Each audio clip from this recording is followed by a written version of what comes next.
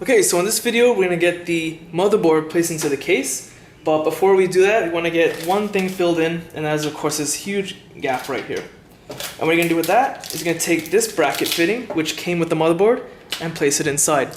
Then after that you're going to place the motherboard and it will rest into the bracket.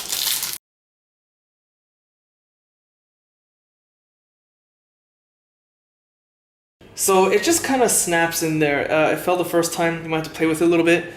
But now it's kind of just resting in there.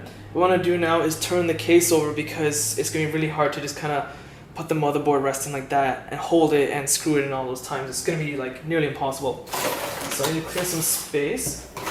I'm still grounded. I have the anti-static clip attached to my ankle and attached to the case over here.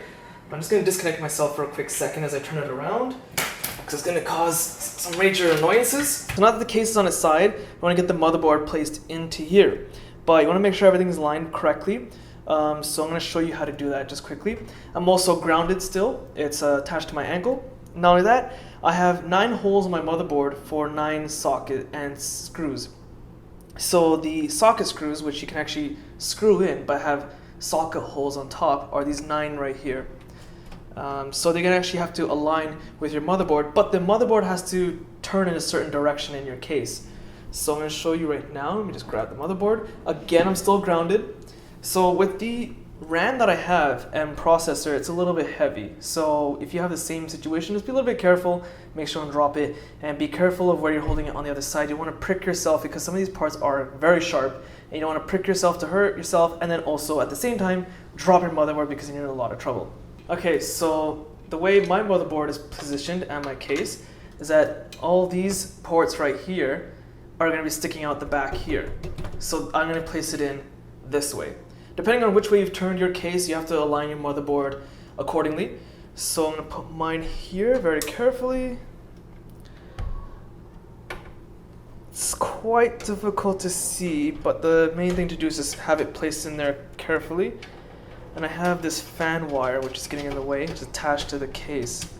I could move it, but I'm a little lazy. So all these parts right here that I showed you guys have to stick out of this bracket that we placed earlier to line it up. And that'll actually help line up the holes a lot. It makes things much, much easier.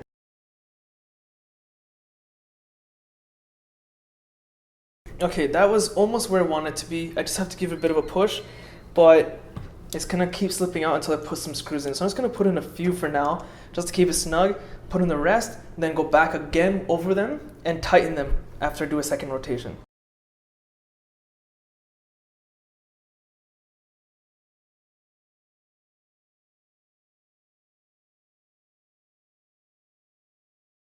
So I put everything in, went over them a second time and actually tightened them properly. But you're not going to be putting in a lot of force. You don't want to damage anything. You don't want to mess up the threading.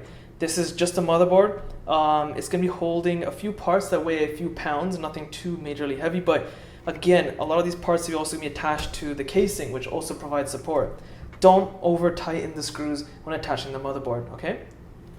So at this point, now, depending on how your computer is configured, if you're on a budget and you can't afford, say, a graphic card, you're just going to use the graphics that come with your processor if it's available, that's fine. You're pretty much almost done. All you have to do is attach your power supply to the corresponding cords. And of course, if your case has any of these power switches and whatnot cords to the motherboard. We're going to go and put the video card in because I do have a dedicated graphics card. So that'll be the next step we're going to be working on. Now I'm dealing with my graphic card. This thing is massive. Oh God, this is huge. Like, I have a big head with not much going on in here, but this thing is massive. This is huge. And it's quite heavy actually. So the concern, as I mentioned in an earlier video, so it's not like I'm giving you late advice, or I'm assuming that you're watching these videos in advance of building your computer regardless of the fact we're buying your parts. But again, I mentioned this earlier, make sure you buy a case big enough for your graphic card. But before we continue further, let's do some pre-preparation. So it's going to insert into a PCIe slot, and I actually have a lot of them. Let me count for you. I have 1, 2, 3, 4, 5, 6, 7 of them in here. Now the fitting of these top ones up here are a single, I think. It should say somewhere.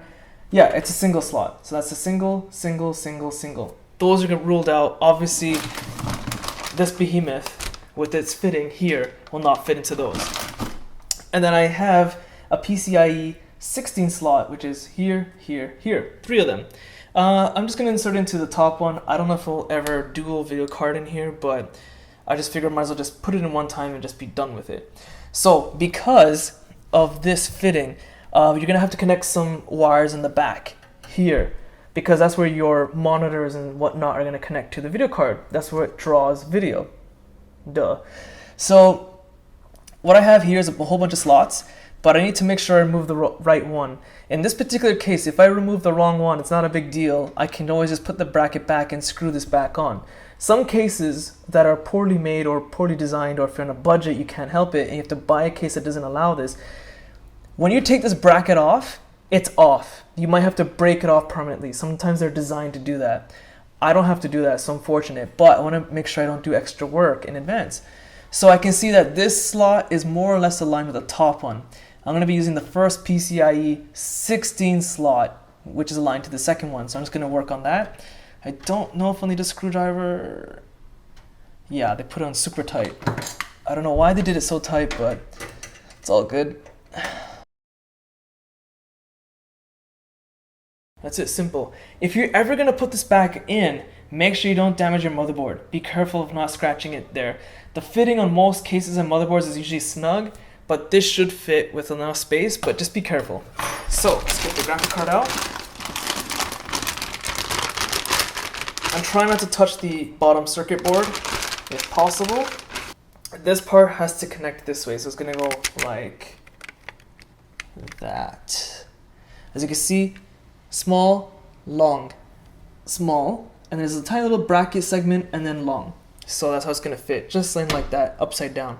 Well, it's not exactly upside down, but it looks like it, because all the cool looking stuff is here. So let's get the rest of this stuff off. It's a dual fan graphic card. A lot of heat sinks. I've heard good things about this graphic card and staying cool, which is always a bonus. So this is going to be a bit of a struggle. This is a bit of an annoyance. Do I have to remove 2 of them? Yeah. I went and jumped the gun.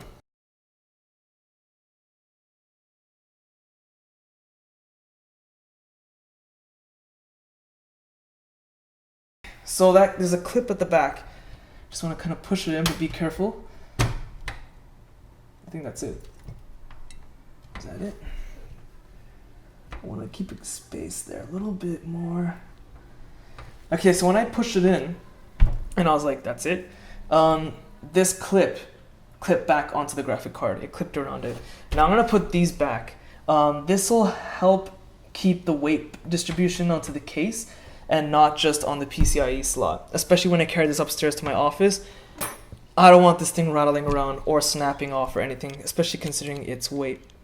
So I don't know if this is gonna fit. If not, I'm gonna have to use another screw that came in the case, a smaller one, if the head is too big, but I think it might be okay here.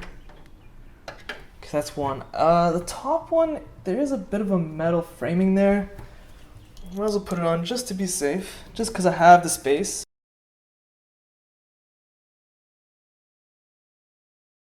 Okay, so not gonna do this too tight, like all other screws when you're building a computer. But I did notice that when I tightened them up, the graphic card went up a little bit. So this is actually, the middle one especially, is holding up a bit of weight. So that does help in support. So you have a couple of options at this point now.